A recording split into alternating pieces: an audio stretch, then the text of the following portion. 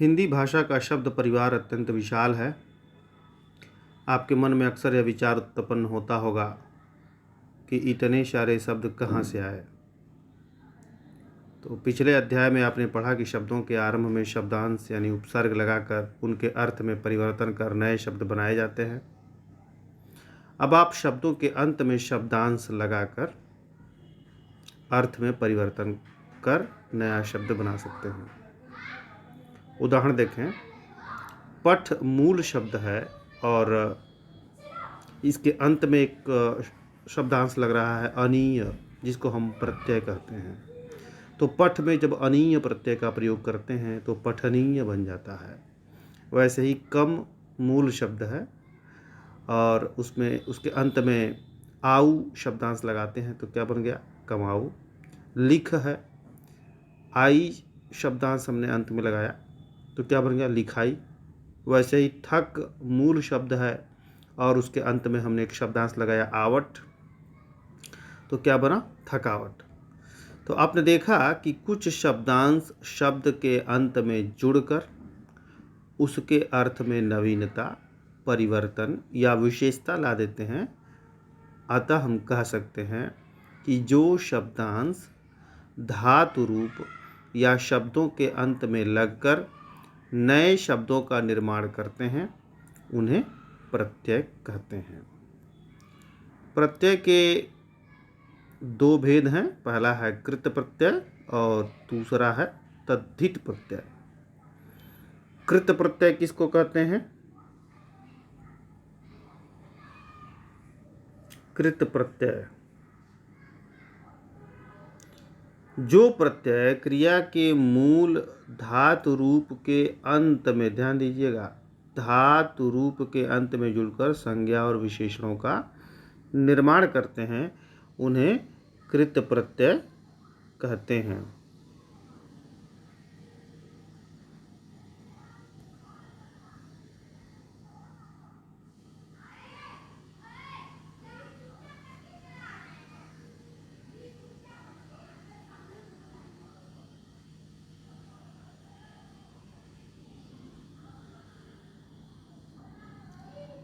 हिंदी तथा संस्कृत कृत प्रत्ययों को विभिन्न भागों में बांट सकते हैं। कर्तृवाचक, कर्मवाचक, करणवाचक, भाववाचक, क्रियावाचक। कर्तृवाचक किसको कहते हैं?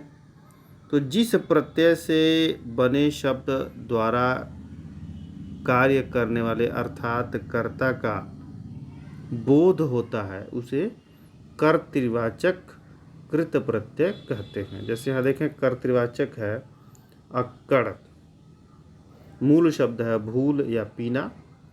तो भूल में या पीना में अक्कड़ को लगाएंगे तो क्या क्या बनेगा? भूलक्कड़, पियक्कड़ बनेगा ना। अब आइए देखते हैं इसके अन्य कर्तृवाचक कौन कौन से हैं। आऊ, या, ऊ, वाला, हार, हारा आदि। इसके बाद कर्मवाचक कृत प्रत्यय। तो जिस प्रत्यय से बने शब्द से कर्म का बोध होता है उसे कर्मवाचक कृत प्रत्यय कहते हैं। कर्मवाचक कृत प्रत्यय हैं औना, नी और ना। औना के प्रयोग से देखें, बिछ है, औना प्रत्यय जोड़ा गया, बन गया बिछौना। वैसे ही नी है, ओढ़ मूल शब्द है, नी प्रत्यय लगा दिया गया, ओढ़नी। बचा, ना कर्मवाचक कृत प्रत्यय लगाएंगे, बचाना। तीसरा है करणवाचक कृत प्रत्यय।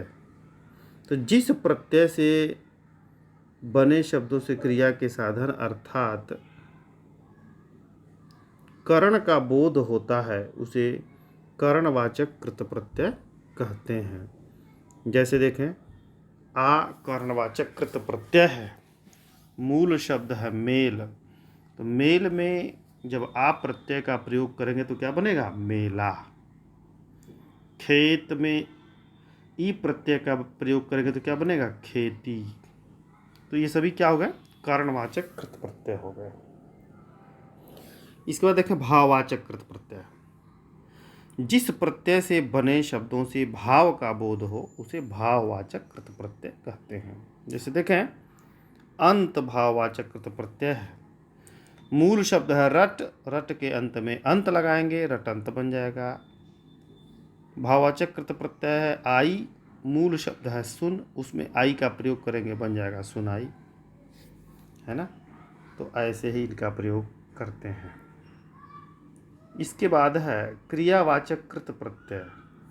जिस प्रत्यय से बने शब्दों से क्रियापरक विशेषण संज्ञा अथवा विशेष अर्थ की बोध क्रियाएं बनती हैं, बोधक क्रियाएं बनती हैं, उन्हें क्रियावाचक कृत प्रत्यय कहते हैं। जैसे देखें यहाँ भाववाचक है आ, मूल शब्द है मिल और चल, इन दोनों के अंत में यदि आ का प्रत्यय प्रयोग करते हैं तो क्या बनेगा, मिला चला।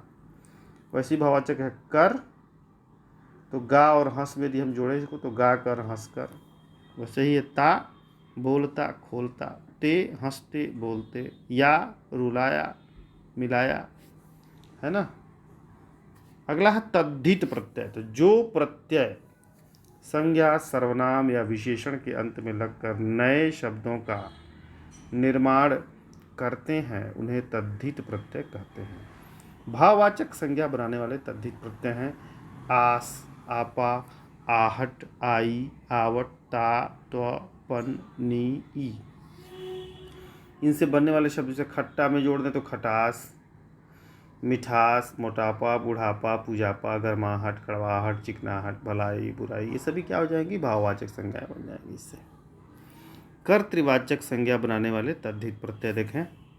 तद्धित प्रत्यय है आर, मूल शब्द है सोना, सोना में आर लगाएंगे सुनार, लोहा में आर लगाएंगे लुहार। वैसे ही आरी, पूजा के अंत में लगाएंगे ये तो पुजारी बन जाएगा, जुआ के अंत में लगाएंगे तो जुआरी बन जाएगा, इया के अंत में लगाएंगे, इया यदि अंत में लगाते हैं मूल शब्द के तो सुखिया, रसोई के अंत में लगा देंगे तो रसोईया।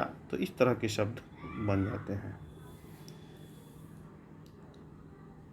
संबंधवाचक देखें। ई गुजरात है, गुजराती, पंजाब है, पंजाबी बन जाएगा। एरा, ममेरा, फुफेरा, चचेरा। आल, ससुराल, हाल, ननिहाल। लघुतावाचक तद्धित प्रत्यय देखें। इया, लोटा शब्द है, इया लगा देंगे लुटिया। खाट शब्द है, खटिया। ई छोकरा, अंत में ई लगा देंगे छोकरी। टोकरा है, टोकरी हो जाएगा। पहाड़ है, पहाड़ी बन जाएगा। ड़ी, संदूक के अंत में ड़ी प्रत्यय लगा देंगे संदूकड़ी। पंख, पंखुड़ी या पंखड़ी। री, कोठा के अंत में लगा देंगे कोठरी। छाता के अंत में छतरी। इसके बाद है गुणवाचक तद्धित प्रत्यय। इक, धर्म के अंत में लगा देंगे धार्मिक। मर्म के अंत में लगा देंगे मार्मिक। शरीर के अंत में शारीरिक, है ना। वैसे ही है इत, खंडित, पीड़ित, फलित। ई, जंगली, धनी, लोभी। इला, चमकीला, रंगीला, सजीला। तो इस तरह से इन शब्दों का निर्माण होता है। स्त्रीलिंगवाचक तद्धित प्रत्यय। ई, बेटा के अंत में लगा दीजिए बेटी। चाचा के अंत में लगा दीजिए चाची। लड़का के अंत में लगाइए लड़की। इन, धोबी के अंत में धोबिन। माली के अंत में मालिन। या, चूहा के अंत में लगा देंगे चूहिया। बूढ़ा के अंत में लगा देंगे बुढ़िया। आइन, पंडित के अंत में लगा देंगे पंडिताइन। लाला के अंत में लगा देंगे लालाइन। आनी, जेठ के अंत में जेठानी। सेठ के अंत में सेठानी। तो ऐसे ही स्त्रीलिंगवाचक तद्धित प्रत्यय का प्रयोग करके स्त्रीलिंग शब्द बनाते हैं। इसके बाद बहुवचन तद्धित प्रत्यय। ए, सड़क है, सड़कें, पुस्तकें। गुड़िया है, यहाँ लगा देंगे तो गुड़ियाँ, चूहियाँ, है ना। क्रमवाचक तद्धित प्रत्यय। गुना, वहाँ, सरा, हरा, ये सभी क्या है, क्रमवाचक तद्धित प्रत्यय हैं। अब इसे दो है, इसमें गुना लगा देंगे दो गुना, ती गुना। वहाँ लगा देंगे पाँचवा, दसवां, है ना। तो ये क्रमवाचक है। इसके बाद है अरबी फारसी के प्रमुख तद्धित प्रत्यय हैं। आना, मेहनत, मूल शब्द है, अंत में लगा देंगे मेहनताना। रोजाना, सालाना, जुर्माना। ईयत, हैवानियत, इंसानियत। तो इस तरह से इन शब्दों का निर्माण होता है। कभी कभी एक ही शब्द में उपसर्ग और प्रत्यय दोनों एक साथ भी प्रयुक्त होते हैं। जैसे यहाँ देखें अनु उपसर्ग है, मूल शब्द है भव, प्रत्यय है ई, तो अनुभवी बन जाएगा। और ये आता है प्रश्न, खासतौर पर 9th में पूछा जाता है। अप, मूल शब्द है, अप उपसर्ग है, मूल शब्द है मान, प्रत्यय है इत, अपमानित। खुश उपसर्ग है, मूल शब्द है नसीब, प्रत्यय है ई, खुश नसीबी। तो इस तरह से इन शब्दों का निर्माण होता है। दो प्रत्ययों का एक साथ प्रयोग देखें। जैसे रंग है, ईन प्रत्यय और ई प्रत्यय रंगीनी। शीत है, ल और ता, दो प्रत्ययों का प्रयोग किया गया, शीतलता। राष्ट्र है, ई है और ता, राष्ट्रीयता। भूत है, इक है और ता है, भौतिकता। तो इस तरीके से कभी कभी दो प्रत्ययों का प्रयोग भी एक साथ किया जाता है। उपसर्ग और प्रत्यय में अंतर क्या होता है, ये इसको समझ लेते हैं। उपसर्ग और प्रत्यय दोनों शब्दांश हैं। उपसर्ग शब्द के प्रारंभ में लगता है, जबकि प्रत्यय शब्द के अंत में लगता है। ठीक समझा आप लोगों ने, शब्द के अंत में लगता है। तो आशा करते हैं कि आप उपसर्ग और प्रत्यय भली भांति समझ गए होंगे। बहुत बहुत धन्यवाद।